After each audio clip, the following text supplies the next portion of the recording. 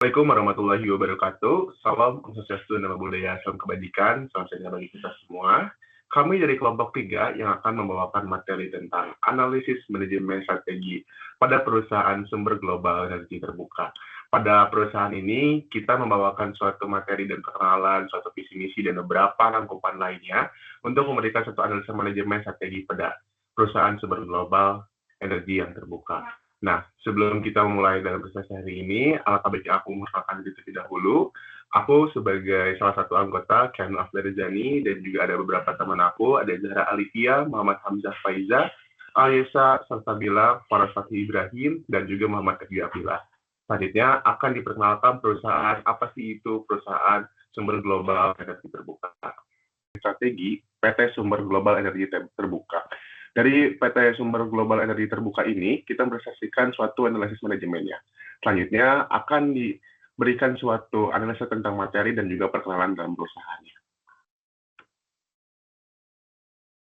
Oke, untuk sejarah perusahaannya. Jadi PT Sumber Global Energi sendiri atau yang bisa disebutnya tuh SGE merupakan perusahaan yang bergerak dalam bidang perdagangan batubara, baik di pasar domestik maupun di internasional. Nah, itu juga perusahaan tersebut didirikan pada tanggal 17 Maret 2008 di Jakarta dan perusahaan ini resmi melakukan initial public offering atau IPO pada 10 Agustus 2020 dengan tujuan memperkuat modal kerja dalam mendukung aktivitas perdagangan batubara yang sedang berjalan. Nah, seiring perkembangan bisnis, perusahaan ini secara konsisten menyesuaikan anggaran dasar mereka dengan perubahan terakhir tercatat dalam Akta Notaris nomor 132 pada 19 Desember 2023. Nah, saat ini SGE berfokus pada aktivitas perdagangan dan distribusi batu bara dengan pelanggan utama berasal dari sektor energi seperti pembangkit listrik, tenaga uap (PLTU), baik untuk pasar domestik maupun juga ekspor. Nah, selain itu juga perusahaan ini memiliki 8 anak perusahaan yang mendukung operasional bisnis di berbagai bidang. Oke, lanjut untuk produk dan layanan.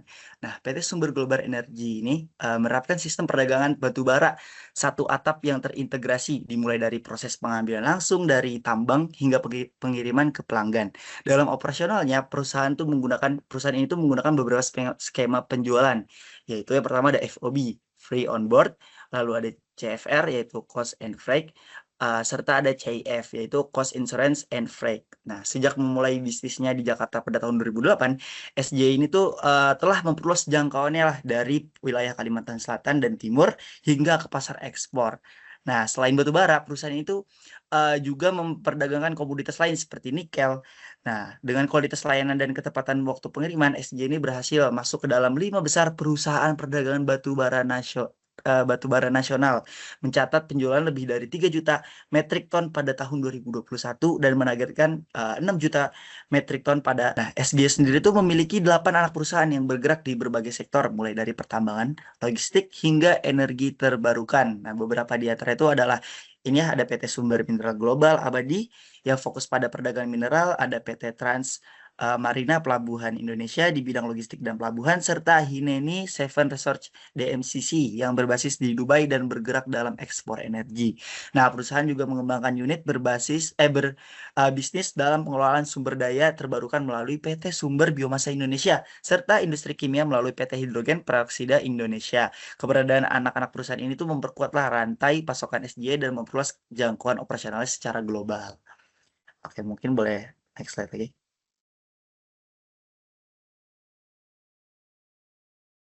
Oke. Oke, untuk struktur organisasi dari PT Sumber Global Energi Tbk ini dirancang untuk mendukung operasional perusahaan secara efisien dan terkoordinasi. Pembagian tugas dan tanggung jawabnya itu berbagi ke dalam beberapa divisi lah, ya mungkin bisa dilihat dari sini. Nah, dengan struktur ini perusahaan dapat menjalankan kegiatan bisnisnya secara efektif dan juga mampu beradaptasi dengan perubahan dinamika industri energi dan juga pertambangan. Oke, mungkin boleh next slide lagi.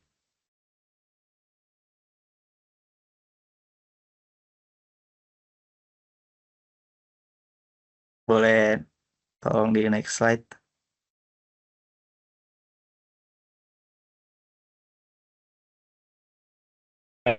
Anjing. Wih, nge-lag cok di gue cok. Sumpah masih struktur organisasi. Aduh. Ini gue yang nge-lag apa gimana sih? MJ Ken, yang Ken. pegang Ah, di si gue juga share sama. screen ya? Kalem, kalem, kalem.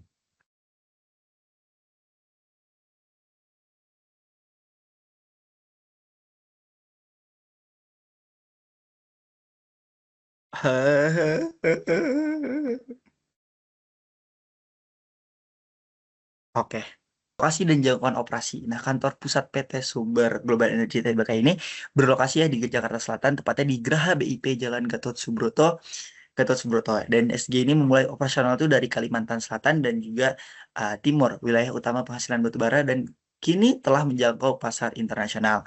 Nah, perusahaan aktif mengekspor produknya ke berbagai negara termasuk Cina, ada India juga, ada Vietnam, Bangladesh, dan Korea Selatan, serta negara-negara lain di Asia dan Eropa. Untuk mendukung ekspansi global, SJ juga memiliki kantor perwakilan di Singapura dan juga di Kalimantan. Oke, dan lanjut di visi dan misinya juga, visinya sendiri itu menjadi perusahaan perdagangan batubara domestik terkemuka yang bekerja sama dengan produsen kelas 1 serta memastikan ketersediaan pasokan jangka panjang bagi pelanggan dengan kinerja unggul dan standar kelas dunia untuk pasar internasional dan domestik.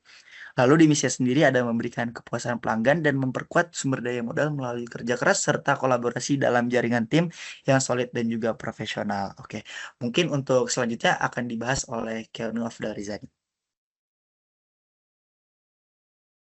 Oke, terima kasih Faras Fatih Ibrahim sudah menjelaskan beberapa kaitan dari perkenalan perusahaan. Di sini saya akan menjelaskan tentang visi misi perusahaan tersebut. Jadi ada sedikit mention juga dari Faros tentang visi misi juga. Tapi aku sedikit menjelaskan dan juga memperlurus tentang visi misi yang dipunya oleh perusahaan dari sumber global energi terbuka ini, yaitu berkomitmen menjadi penyedia energi tergenerasi dengan mengembangkan sumber energi padat, cair, dan gas dengan cara berkelanjutan. Tidak dipungkiri bahwa perusahaan ini adalah salah satu perusahaan yang paling besar di Indonesia yang melangkup semua daripada cair dan gas pun juga. Perusahaan mendorong inovasi energi terbarukan seperti surya angin, biomasa untuk mendukung transisi energi ramah lingkungan. Selain produk bisnis, perusahaan aktif meningkatkan kesejahteraan masyarakat melalui program sosial dan penciptaan lapangan kerja. SGR itu lebih ke arah kayak kata-kata untuk sebagai sahamnya juga. Menargetkan menjadi produsen kelas dunia dengan meningkatkan kapasitas, efisiensi, teknologi, dan keandalan pasokan. Perusahaan juga menerapkan standar pelayanan internasional dan memperluas pasar melalui kerja sama strategis diversifikasi pelanggan. Nah, di selanjutnya ada misi. Itu juga misi sudah dimention oleh Mbak Im, tentang tadi misi perusahaan dari Global Energi Terbuka, menyediakan layanan dan produk perdagangan batubara yang efisien. Batubara di sini yang berkelanjutan, perusahaan mengutamakan pelayanan tepat waktu, dukungan 24 jam kepada masyarakat sekitar, respon cepat terhadap kebutuhan pelanggan. Profesionalitas menjadi dasar utama dengan tenaga ahli yang kompeten untuk menjamin kualitas dan membangun kepercayaan jangka panjang. Dengan salah satu penyedia energi terbesar, perusahaan juga berperan sebagai mitra strategis yang memberikan solusi dan konsultasi bisnis. Komitmen terhadap berkelanjutan lingkungan sosial dan ekonomi menjadi bagian penting untuk menciptakan pertumbuhan yang bertanggung jawab dan bergaya tinggi. Nah, selanjutnya ada tujuan jangka panjang. Tujuan jangka panjang pada perusahaan tersebut otomatis adalah tujuan untuk selanjutnya beberapa tahun ke depan dan juga tujuan untuk memperbaiki suatu jangka panjang dalam perusahaannya. PT Sumber Global Energi Terbuka ini adalah menjadi pemimpin penyedia energi tergenerasi yang ramah lingkungan. Jadi dapat mungkin masih beberapa hal yang dilakukan oleh perusahaan sumber global energi ini masih kurang ramah lingkungan. Makanya dengan jangka panjang ke depannya untuk memberikan suatu lingkungan yang baik, untuk memberikan suatu positif atau dampak yang baik tidak merugikan lingkungan atau masyarakat. Mengembangkan energi terbarukan dan pengurangan ketergantungan pada energi fosil. Perusahaan juga fokus memperkuat posisi di perdagangan batubara dengan menjamin pasokan jangka panjang dan meningkatkan standar layanan internasional. Yang kalau misalkan kita sekarang, perusahaan sumber global energi ini masih bisa dibilang kalah saing dengan perusahaan-perusahaan di luar negeri sana. Makanya ini punya jangka panjang untuk bisa memberikan suatu layanan internasional yang jangka panjang. Jadi baru saja di Asia, di Cina, dan beberapa daerah lain, mungkin Eropa masih sedikit dibandingkan dengan perusahaan-perusahaan lain. Selain ekspansi pasar domestik dan global, perusahaan berkomitmen terhadap efisiensi operasional, kualitas produk, dan kontribusi sosial melalui pembangunan ekonomi lokal dan pemberdayaan masyarakat. Yang pertama ada politik dinilai stabil dan mendukung hilirisasi dan ekspor batubara. Secara ekonomi permintaan ekspornya tinggi, tapi harga globalnya fluktuatif. secara sosial CSR-nya aktif, kesadaran lingkungan masyarakatnya meningkat, dari segi teknologi, digitalisasi dan efisiensi tambang ditingkatkan, dan dari segi lingkungan, tuntutan ESG dan keberlanjutan makin ketat. Dari segi legalitas, patuh dari undang-undang minerba dan regulasi lingkungan ketat. Jadi pertama kita lihat kondisi makro lewat pastelnya dulu. Dari sisi politik, pemerintah justru proaktif bantu sektor ini lewat hilirisasi. Bisa dilihat dari segi politik. Tapi tantangannya justru ada di segi ekonomi. Jadi meski permintaannya tinggi, tapi harga batu baranya itu cenderung fluktuatif gitu. Jadi SGR juga udah mulai adaptif sama teknologi dan aktif sama CSR buat dari segi sosialnya. Tapi tetap harus waspada terhadap tekanan lingkungan dan aturan hukum yang ketat. Jadi itu adalah fondasi yang nentuin beberapa sikap dari SGR ini siap melangkah ke depan. Boleh di next. Nah, ini ada teori Porter Five Force dari Michael E. Porter. Jadi ada threat of new entrants, bargaining power of suppliers, bargaining power of buyers, threat of substitutes, sama industry rivalry. Dari pertama itu ancaman pendatang baru. Indikatornya rendah karena modal dan izinnya yang tinggi. Terus kekuatan dari segi kekuatan memasok sedang, alat dan logistiknya terbatas, kekuatan membelinya sedang, pasar ekspornya besar. Ancaman produk substitusinya tinggi, energinya terbaru jadi tinggi karena kemungkinan besar ada energi pengganti batu bara tuh juga banyak gitu. Sama persaingan industri tinggi juga karena banyak pesaing kuat. Jadi kalau kita zoom ini ke industri, kompetisi batu bara ini memang ketat, masuknya susah karena izin dan jadi kenapa ancaman pendatang barunya rendah? Karena masuknya susah karena izin dan modal. Terus jadi pendatang barunya minim, tapi substitusinya jadi ancaman nyata karena energi bersih itu terus naik. Jadi kalau misalkan ada energi baru tuh bisa keganti secara langsung lah. Jadi secara umum SGR ini harus punya strategi bukan cuma buat menambang, tapi juga buat inovasi, tapi juga dari segi inovasi. Terus kalau pesaingnya kuat juga, jadi pembeli tuh bisa negosiasi dan pemasoknya terbatas gitu. Jadi butuh keunggulan operasional dan juga adaptasi cepat untuk perusahaan itu sendiri. Jadi operasional dan segi adaptasinya cepat karena pesaingnya juga secara level juga tinggi-tinggi gitu. Boleh di next. Nah ini matriks evaluasi faktor internal atau tabel FA-nya. Jadi bisa dilihat skor total FA ini sebesar 2,70. Ini nunjukin bahwa SGR tuh cukup mampu ya buat ngerespon peluang sama ancaman eksternal. Tapi masih belum optimal. Dari sisi peluangnya, ada permintaan batu bara yang naik dari negara berkembang dan dukungan pemerintah untuk ekspor yang dimanfaatkan cukup baik oleh SGR. Tapi tantangan utama kayak tren ESG tentang lingkungan ini, ancaman dari energi terbarukan sama regulasi ketat belum sepenuhnya dijawab dengan strategi yang kuat. Jadi dari 3 hal ini itu belum dijawab sama SGR ini secara kuat, makanya ratingnya masih rendah. Ini semua penting karena akan mempengaruhi daya saing jangka panjang. Strategi SGR ke depan harus lebih responsif terhadap faktor-faktor ini, terutama yang berkaitan sama keberlanjutan dan tekanan regulasi dari segi legalitas sama sustainability. Boleh di next. Kalau yang ini itu posisi kompetitif SGR versus Adro sama PTBA. Nah ini dua company batubara yang jadi persaingnya juga. Nah ini di bawahnya ada tabel CPM ini. Jadi dari CPM ini kelihatan jelas kalau SGR tuh masih di bawah 2 kompetitor utamanya, yaitu Adro sama PTBA. SGR tuh cuma dapat 2,58, beda sama FA ya. Kalau yang CPM ini buat ngebandingin kompetitifnya sama yang lain. Kalau yang ini kalau FA itu buat ngecek dari segi eksternal, kalau ini dari segi kompetitifnya.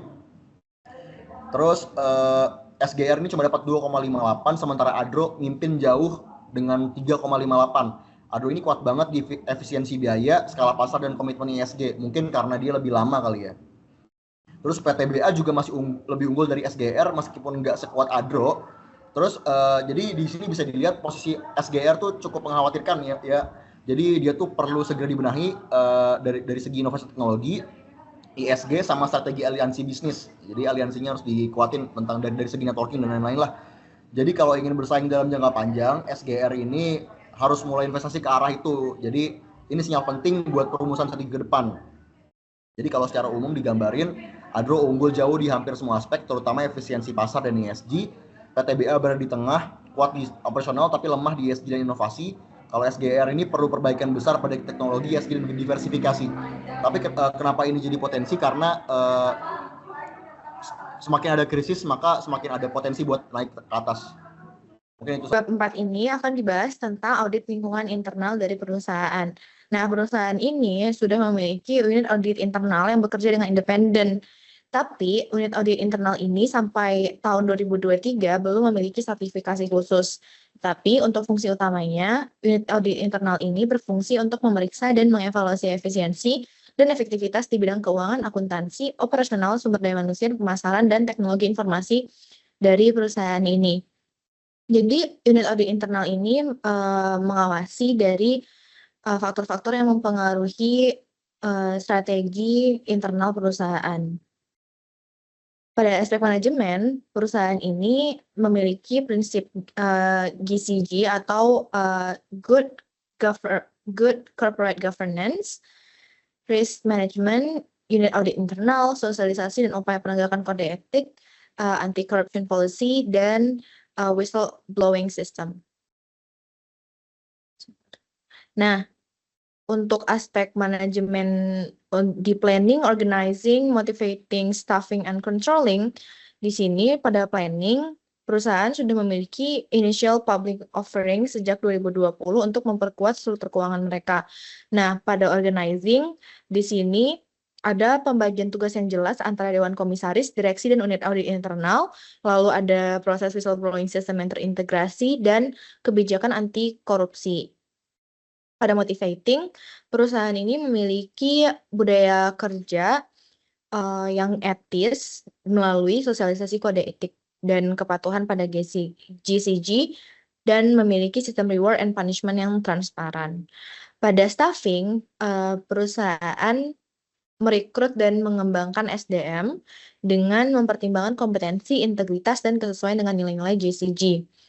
Untuk controlling sendiri, kembali lagi kepada sistem whistleblowing dan anti-corruption policy sebagai kontrol preventif untuk penyimpangan dan manajemen resiko di perusahaan.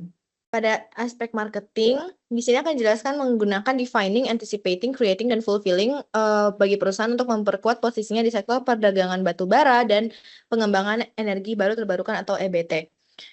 Nah, pada defining sendiri, perusahaan aktif menganalisis permintaan pasar domestik dan global, termasuk tren komoditi batubara, nikel, dan produk EBT seperti wood pellet dan mineral olahan.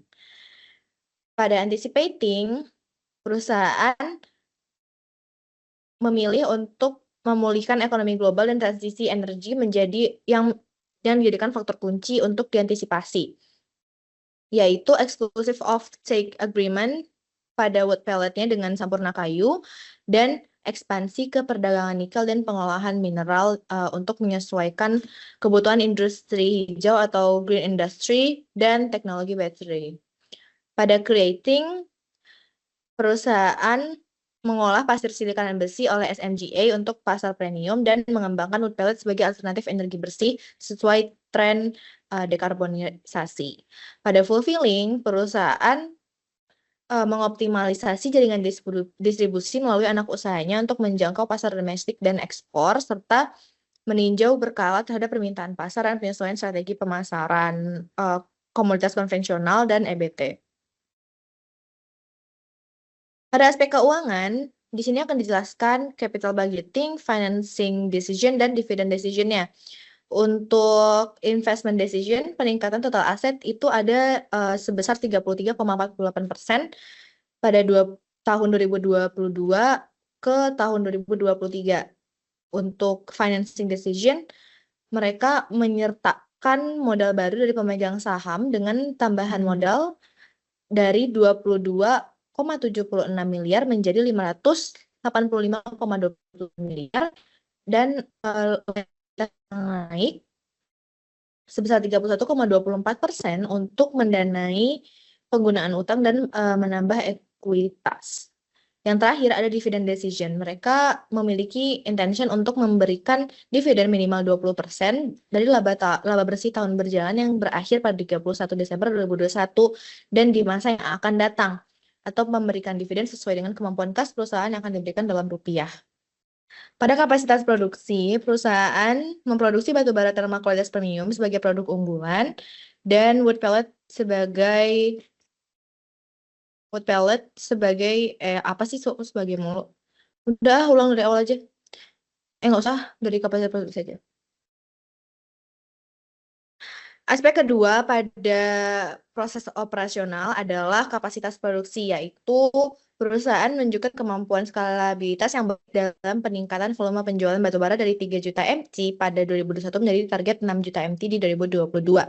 Lalu manajemen inventory dengan sistem GIT atau just in time untuk inventory batubara dan wood pellet dan mineral olahan untuk kontrak jangka panjang, off-take agreement, untuk mengurangi risiko kelebihan stok. Pada tenaga kerjanya sendiri, ada rekrutmen SDM yang berbasis kompetensi dan GCG, pelatihan teknologi, sistem reward transparan, kontrol kualitas ketat dengan audit internal rutin, sertifikasi produk rendah emisi, dan reklamasi tambang sesuai standar ESG. Selanjutnya ada analisis rantai nilai. Aktivitas utamanya yang pertama, kolaborasi langsung dengan penambang dan PT Sumber Mineral Global Abadi untuk efisiensi suplai batubara.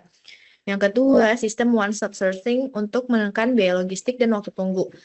Selanjutnya ada peningkatan aset eksplorasi dan investasi pada energi terbarukan. Lalu distribusi ke Asia dan Eropa melalui PT Transmarina,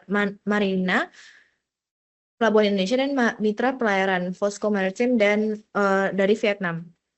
Skema penjualan fleksibel yaitu FOB, CFR, dan CIF, free on board, cost on freight, dan cost insurance and freight, serta kontrak langsung ke PLTU di luar negeri. Dan yang terakhir fokus after sale service pada keandalan pasokan dan kontrak jangka panjang. Pada aktivitas pendukungnya ada jaringan pengadaan lokal internasional untuk efisiensi skala atau economies of scale, lalu transisi ke energi terbarukan, biomasa, wood pellet, dan kontrak hijau.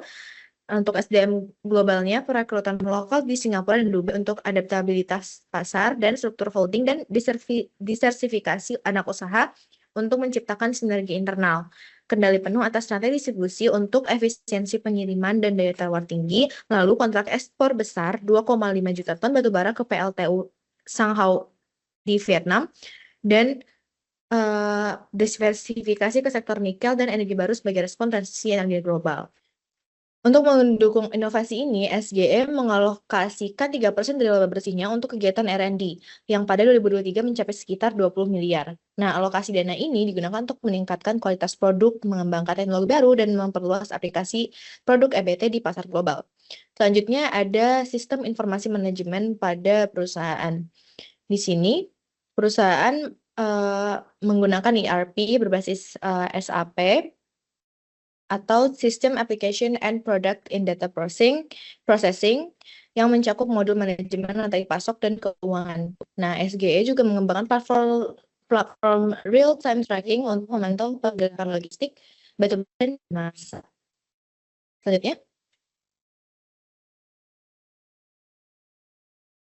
Selanjutnya, anjir, analisis rantai nilainya belum masuk ke PPT, Cok. Baim katanya mau masukin di PPT. Matriks yang gue masukin, gue tadi bilang takutnya salah. Kan gue bilang 47, cut 8, 49, Im. Astagfirullahaladzim. Berarti gak masuk. Mau diapain itu ya? Anjir, terus gimana dong? Tinggal buat lagi ntar di ini aja di apa? Di ini aja dikat aja nanti. Berantakan. Gak dibikin. Ya ampun. Pukul dulu nggak? Ya, aku tahu kalau bantuin, cuman kalau bantu nih kayak gini, kayak mana nih? Nggak selesai bagian aku nih. Sisa itu doang yang terakhir. Sisa terakhir dong. Yang analisisnya. Kayak mana? Atau kan si Abeng dulu aja. Ntar di-cut. Gak mau gue ini aja IFE matrix dulu, ntar baru analisis nanti nilai terakhir. Ya udah. Sok.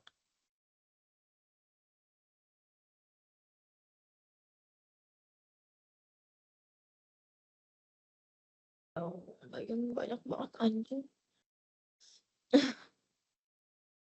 Selanjutnya ada internal factor evaluation atau IFM matrix.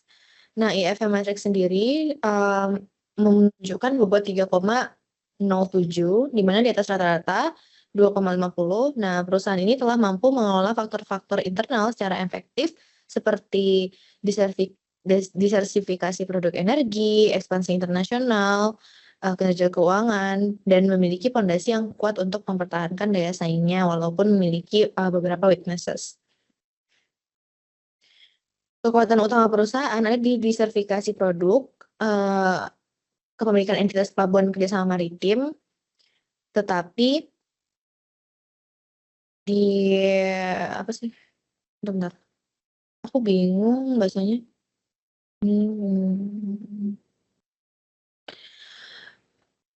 Pada IFM Matrix ditunjukkan bahwa perusahaan ini memiliki kekuatan utama pada diversifikasi produk energi, kepemilikan entitas pelabuhan kerjasama maritim, serta adanya kontrak ekspor jangka panjang. Nah, diversifikasi energi, baik melalui batu bara maupun energi terbarukan seperti wood pellet dan cangkang sawit, memungkinkan perusahaan untuk tidak bergantung pada satu sumber pendapatan lebih fleksibel dalam menghadapi perubahan pasar global. Selanjutnya ada IM Matrix. Nah, IM Matrix ini merupakan gabungan antara IFE dan AFE. Nah, IFE tadi yang sudah memiliki skor 3,07 dan EFE yang sebesar 2,70, di mana skor tersebut adalah skor sedang, maka posisi perusahaan dalam matriks IE ada di kuadran 5, yaitu strategi hold and maintain. Strategi ini menyarankan perusahaan untuk mempertahankan posisinya di pasar yang telah diraih dan fokus pada stabilitas operasional. Nah, perusahaan ini cocok untuk menerapkan strategi penetrasi pasar dan pengembangan produk untuk menjaga pangsa pasar yang sudah ada dan meningkatkan efisiensi serta mengantisipasi perubahan lingkungan eksternal yang dinamis. Analisa strategi existing. Jadi untuk sebuah perusahaan pasti ada strategi existing yang pasti digunakan, dan biasanya strategi ini dibagi menjadi 3, yaitu pertama level korporasi. Jadi level korporasi ini secara keseluruhan adalah berfokus pada penentuan arah bisnis dalam perusahaan. Strategi ini berfokus pada pengolahan seluruh aset yang dimiliki oleh perusahaan dengan menggunakan beberapa metode pendekatan seperti pengurangan, yang dimana pengurangan ini atau retrenchment digunakan ketika perusahaan menghadapi masalah finansial sehingga perlu mengurangi cost operasional agar dapat menerapkan kinerja yang optimal. Lalu selanjutnya dalam strategi level korporasi terdapat strategi stabilitas. Ini posisi di mana perusahaan dalam kinerja yang menguntungkan. Strategi ini digunakan untuk mempertahankan kinerja tanpa mengeluarkan operational cost yang besar. Strategi ini digunakan saat kondisi industri sedang stabil.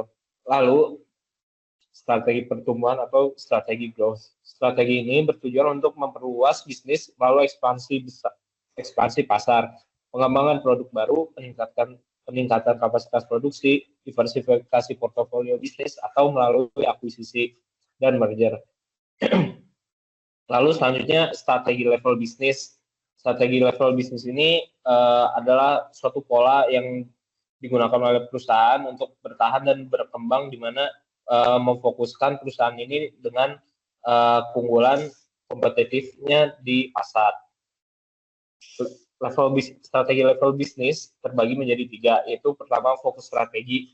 Fokus strategi adalah pendekatan yang menargetkan segmen pasar tertentu, baik dengan strategi pemilikan biaya maupun diferensiasi, atau perusahaan yang menggunakan strategi ini biasanya beroperasi di pasar niche, menyesuaikan produknya agar sesuai dengan kebutuhan segmen pelanggan tertentu.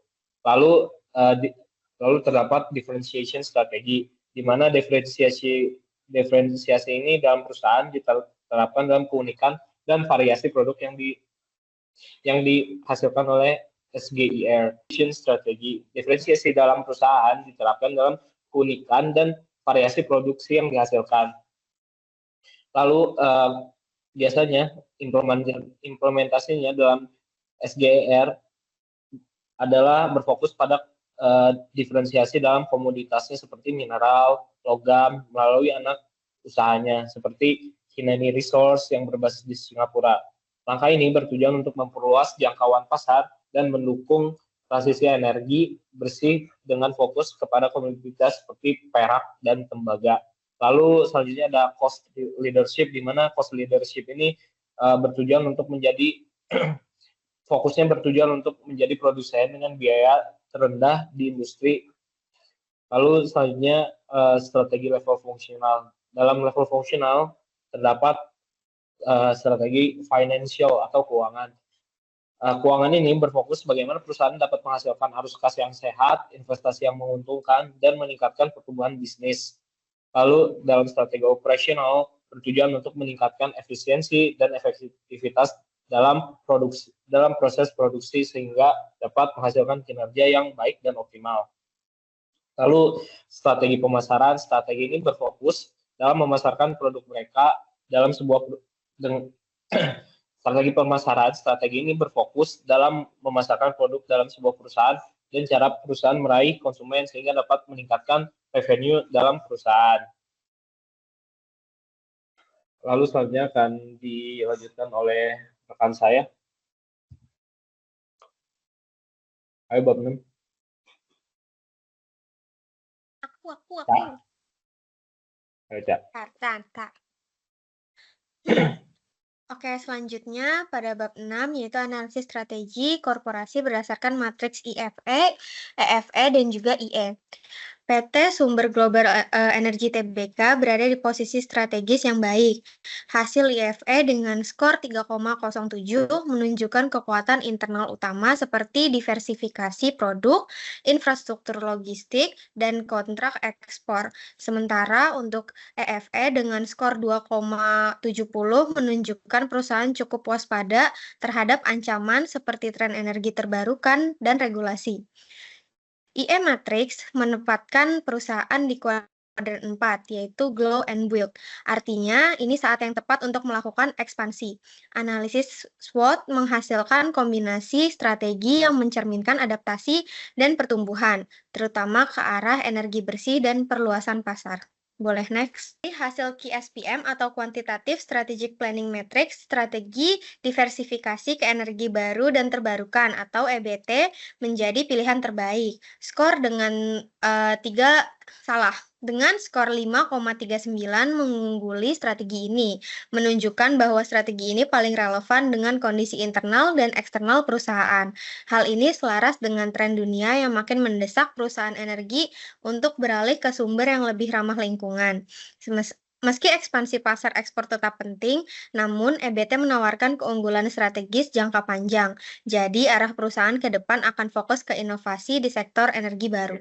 Oke. Terima kasih atas perhatiannya. Tadi kita udah jelasin tentang perusahaan sumber global energi terbuka, yang dimana kita udah memperkenalkan tentang analisis manajemen strateginya, bahwa ada beberapa dari kita itu evaluasi dan juga masih beberapa yang harus dibahas tentang hal perusahaan sumber global energi terbuka. Sekian dan terima kasih. Mohon maaf apabila ada salah kata atau salah pengucapan. Bila terkait Nadia, Assalamualaikum warahmatullahi wabarakatuh.